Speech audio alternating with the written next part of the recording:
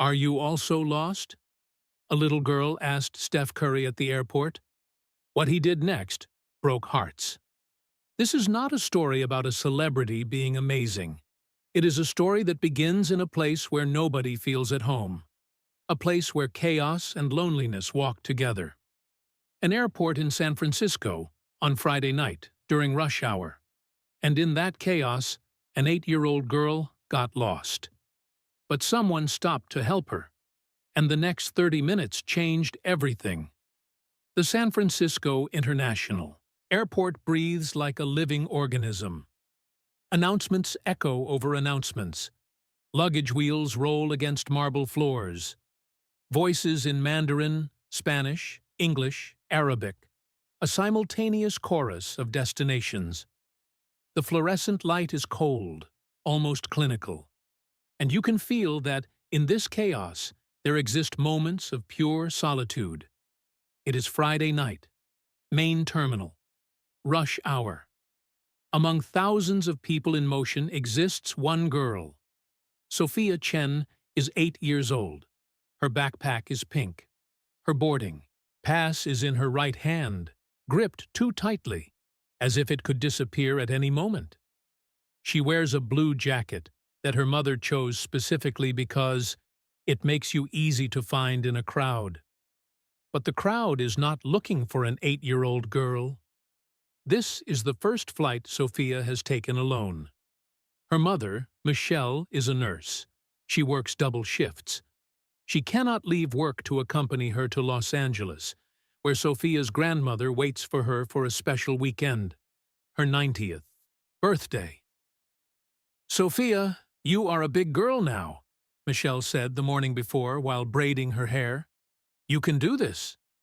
"Mommy, what if I get lost?" "You won't get lost. You are very smart. You will look for gate C-42. You will show your boarding pass to people. You will get there." Sofia believed her.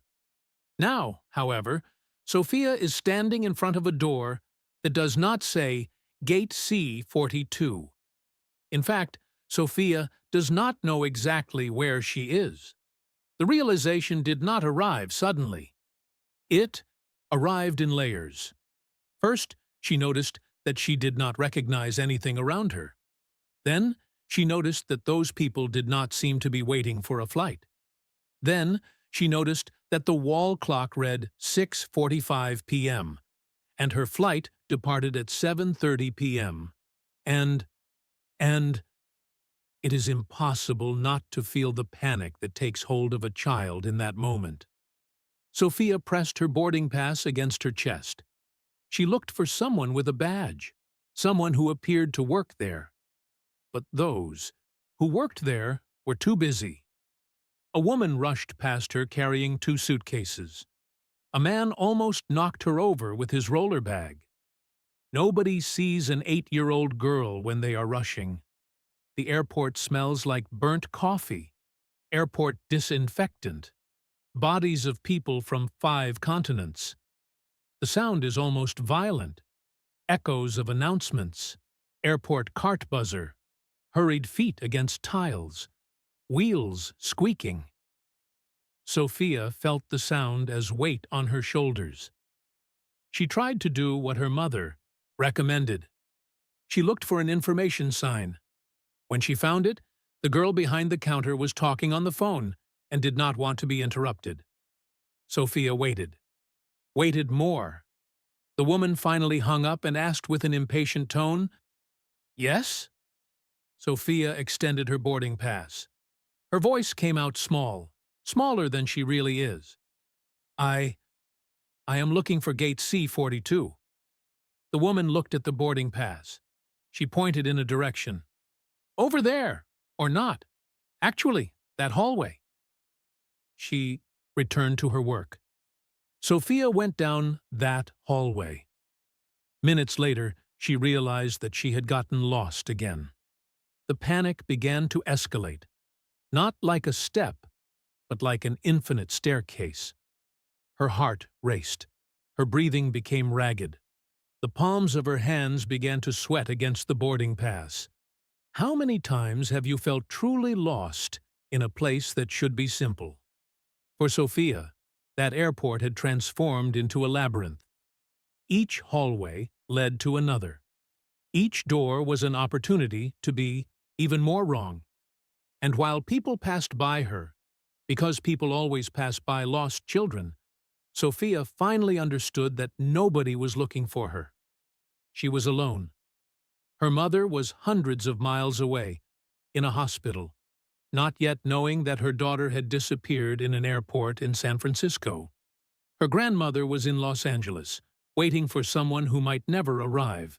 And Sofia, with her pink backpack and her boarding pass, was truly, completely, frighteningly alone. She found a bench, that kind of cold metal bench that exists in airports, and sat down. Her legs could no longer carry her body. A tear rolled down her face, then another. Sofia looked around her. People walked. Nobody saw her. Nobody was looking for her. And then, in a moment of lucidity through the panic, while watching the adults around her, all with their own urgent destinations, their own problems, their own lives happening at maximum speed, Sofia sighed deeply and whispered a question. Are you also lost? The question was not for anyone in particular. They were just words that came out of her mouth because, in that moment, everyone around her seemed too lost. Lost in their own thoughts. Lost in their own deadlines. Lost in their own fears. Sofia did not know that she would ask that question again, nor did she know that that question would change everything. There was a man who passed by Sofia's bench at that exact moment. He wore a warrior's cap, a common cap, dark blue with white logo, the kind of cap that millions of people wear. His hoodie was gray, his sneakers were black. He did not appear to be in any urgent hurry. He simply walked, as if he had all the time in the world. If you did not know who Steph Curry was, you would never notice anything special about him. That was exactly the point. Steph had come back from the arena last night. A game. He was tired in the way that only professional athletes are tired. His body ached. His mind needed a break. He had a connecting flight in San Francisco heading to Sacramento to see his family. That's simple. Nothing about photos. Nothing about spotlights. Nothing about people shouting his name. Just Steph Curry traveling like any other person travels. But as he passed by the bench where Sofia was sitting, he did something that most people do not do. He stopped. What impresses most, in retrospect, is that Steph really stopped. Not for 1 second while continuing to walk. He literally stopped moving. And he looked at the girl who was crying alone on an airport bench. He approached her. "Hi," said Steph. His voice was calm, genuine. "Are you okay?" Sofia lifted her head. Her eyes were red. She did not recognize the man. In fact, how could she? She was 8 years old and in total panic. I am lost," said Sofia. The words came out in disordered chunks. "I should be at gate C-42, but I cannot find it, and my mother will think I disappeared, and my grandmother—" Steph sat on the bench, beside her. "It is okay. Let us solve this together. What is your name?" "Sofia." "Hello, Sofia. My name is Steph. And you know what? You are brave. Not all children can travel alone. That really is brave." Sofia did not feel brave. She felt small and scared. "Do you have your boarding pass?" asked Steph. Sofia extended her boarding pass with her hands trembling slightly. Steph read the information carefully. "Gate C-42. Connecting to Los Angeles. That is cool. Are you visiting someone?" "My grandmother," Sofia answered. "She is turning 90 tomorrow. It is my first flight alone." "First time," repeated Steph. "And you are doing very well." You know what is the most important thing you have done, right? What? Asked Sophia, still afraid, but now also slightly curious. You asked for help. You could have gone into total panic. Actually, you are panicking, but you are not completely losing your mind. You are keeping your boarding pass safe. You are talking. That is intelligence. That is strength. For the first time since she got lost, Sophia felt something close to hope. Steph stood up. Let us look for your gate. Then, let us look for your mother. She must be even more worried than you are now. As they walked through the airport corridors, Steph asked questions. Not those questions that adults ask when they want to seem like they care. Those questions that people ask when they really want to know. Do you like to read? Yes, I am reading a book about astronauts. Astronauts! That is cool. Do you want to be an astronaut? No, said Sophia. But I like stories about people who go to places where nobody has been before. It is like exploration. Steph smiled. What you can notice is that it was not a celebrity smile. It was a genuine smile. The smile of someone who was really interested in what an 8-year-old girl had to say about astronauts. As they walked, Steph discreetly asked an airport employee for directions who confirmed the location of gate C-42. He guided Sophia through the correct route, but during the walk, he continued talking to her about books, about her grandmother, about school, about everything and nothing. You can notice that, at some point during that walk, Sophia's panic had transformed. It did not disappear, but it transformed from pure fear into something more manageable. Because now, she was not alone. Now there was someone who had stopped for her when it was easier not to stop. Sophia mentioned that her father had passed away a few years ago. Steph did not offer false compassion. He did not say, I am sorry, with that tone that children hate. Instead, he said, Your grandmother must be very important to you then. Grandmothers have a way of being special. She is, said Sophia. She is the bravest person I know. Then you probably inherited that from her, said Steph. They arrived at the baggage claim area, and that is where everything changed. Michelle Chen was near the baggage carousel, her face tinged with pure worry. She had called the airport passenger locator service 5 minutes before. She was considering calling the police. Her heart was breaking because her daughter, her Sophia, had disappeared. Then she saw Sophia coming from the hallway, and beside her, Michelle recognized in half a second Steph Curry, the NBA star, the best player of the Golden State Warriors. That man whom Michelle had seen in TV highlights while resting between shifts at the hospital.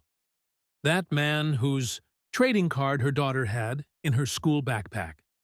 That man who had stopped to help her daughter. Michelle could not process it.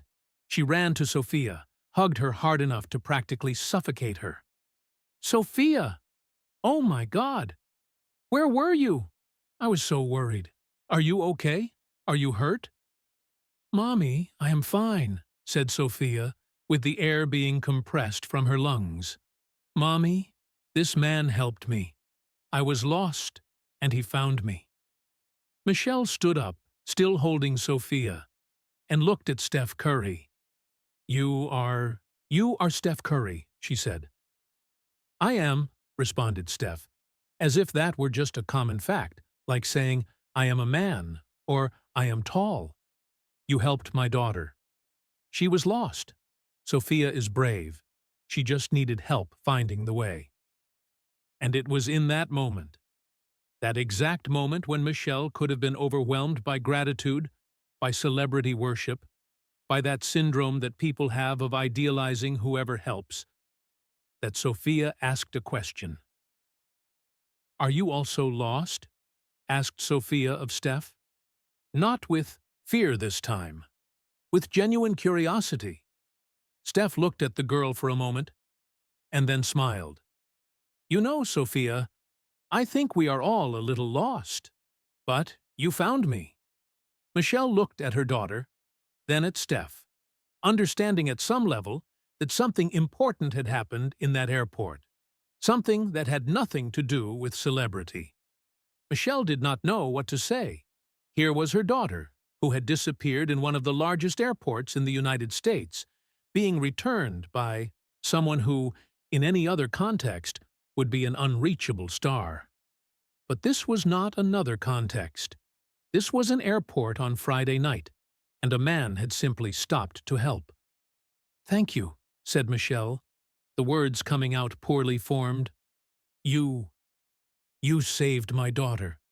How can I—" She hesitated, searching for words that did not exist. "How can I repay you?" "You do not need to," responded Steph. "Someone would have helped." But here there is a truth that nobody wants to say out loud. No, someone would not have helped. Most people would have seen a lost child and passed right by. Because people are in a hurry. Because it is not their responsibility. Because bad things happen, and it is not anyone's job to fix them. Steph had done exactly what most would not have done. Michelle understood this. "Actually," continued Steph, "you know what? I have about 30 minutes before my flight. Do you two want to have a coffee with me? Really have a coffee. Talk. Nothing more than that." It was not a polite question. It was not an offering made because he felt he should. It was a genuine invitation from someone who wanted to be with them. Michelle could have offered her Instagram. She could have asked for a photo. She could have tried to turn that moment into something public, something she could share with her friends on WhatsApp. Instead, she said, "Yes, of course. We would very much like to." The three of them walked to the airport cafeteria. It is impossible not to be moved by the fact that this is not a celebrity situation. Some people recognize Steph as they pass. Some do a double take, but he does not stop for them. He does not pose for photos. He simply continues walking with a mother and a daughter. They sit at a small table. Sofia drinks juice. Michelle drinks coffee. Steph drinks water. And then he does something that very few people do in conversations with strangers in airports. He asks, "Michelle, right? What do you work in?" "I am a nurse," answered Michelle. "I work in shifts, double shifts when I can cover them." "That is difficult," said Steph, and it was not a question. "It is," answered Michelle, with an honesty that only appears when someone is really listening. "I want to be more with Sofia. I worked every day last week. I have not seen my father in a month. My ex does not help much. So it is quite a lot." Steph nodded. He did not offer pity. He did not offer false sympathy. He offered something rare in conversations between strangers. Recognition. "Your work," said Steph. "Do you know what you do? You save lives. You go into double shifts because people need you. What you do matters. It really matters." Michelle felt tears in her eyes, because nobody had ever said that. People say, "That is cool. You are a nurse." With that generic tone that means, "I thought that was cool. I do not want you to keep talking about it." But Steph had said it as if it were true. As if he really believed that it mattered.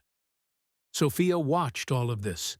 The 8-year-old girl who had been lost half an hour before was now watching how a man who could be doing anything really, deeply, cared about her mother. "Do you have someone who takes care of you?" asked Steph of Michelle. Michelle laughed, but it was that humorless laughter. "Supposedly, that would be my mother, but she is 90 years old. Sofia takes care of her. I should be taking care of Sofia. I think Sofia is doing very well, said Steph, and he looked at the girl. She is smart. She is brave. She cares about her grandmother. What you have done, the way you raised her, is working. You think?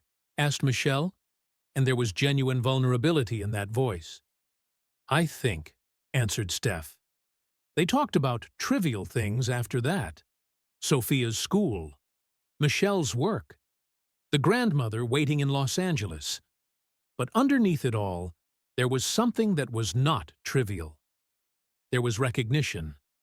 And then Sofia, that brave 8-year-old Sofia, who had asked a stranger if he was also lost, asked another question. Are you also lost? Asked Sofia of Steph again. Steph put his water down. He looked at Sofia. You know, Sofia, I think I was. I think I was running from one game to the next, from one city to another, from one thing to the next, and I had not stopped in a very long time, until I found you. I was lost, said Sofia. You were, agreed Steph. But you answered. Michelle looked at her daughter, then at Steph, and understood something in that moment that not all people understand. The most important thing you can do in the world is not to be famous. It is to notice when someone is lost, and stop. The clock pointed to 7:20 p.m. Steph had 10 minutes before he needed to leave. I need to go, he said. But it was really meaningful to meet you two. Sofia extended her small hand. Will you forget us? Asked Sofia. Steph shook her hand. Sofia, you are unforgettable. Keep being brave, okay? Keep making people stop. The world needs that. He turned to Michelle. And you, said Steph, you are doing a better job than you think. Really, keep going. Michelle was crying now, but it was that good kind of cry. That kind of cry that comes from being seen. Steph stood up, picked up his luggage, and walked toward the security gates for his flight. He did not look back. Not because he did not care, but because it was settled. The moment was complete. It did not need anything more. Michelle and Sofia remained sitting in that cheap airport cafeteria. And Sofia said a thing that her mother would never forget. Mommy, he was really cool, but not in the way we think famous people are cool. Like, he was coolly a good person. Michelle hugged her daughter. Yes, love, he was. Sofia slept on the flight to Los Angeles. Michelle did not sleep. She remained awake, her head resting against the airplane window, thinking about the man who had stopped. Thinking about how nobody would know about this. Thinking about how it was possible that someone so remarkable could be so human. Most people would not have told anyone. Michelle did not tell anyone for weeks.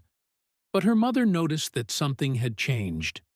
Sofia talked about the flight, about getting lost, about the man who helped her.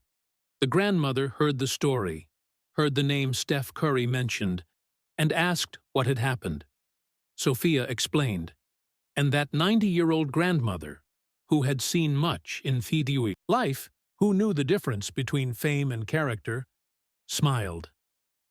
That was a good person, said the grandmother. How do you know? Asked Sofia. Because a good person does not need to behave like a good person. They just do the right thing. Sofia carried that lesson to school.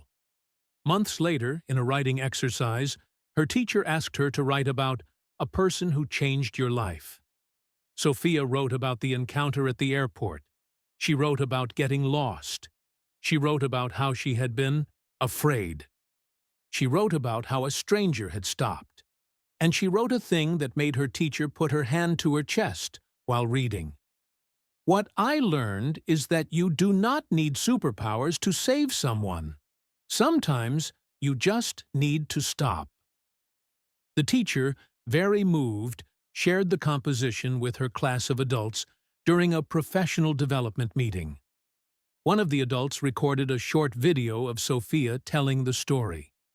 It was not a professional video. Sofia spoke a little slowly. Her laugh was childlike. She moved while she told it, anxious. But there was something in that video that could not be faked. There was truth. The video was shared, and shared, and shared again. Not as, see what Steph Curry did that was extraordinary, but as, see the humanity in a simple moment. The comments began to appear. This touched me deeply. I need to be more like that man. My son got lost yesterday in a mall. After seeing this, I realized that I should have stopped with him, instead of rushing. I am crying.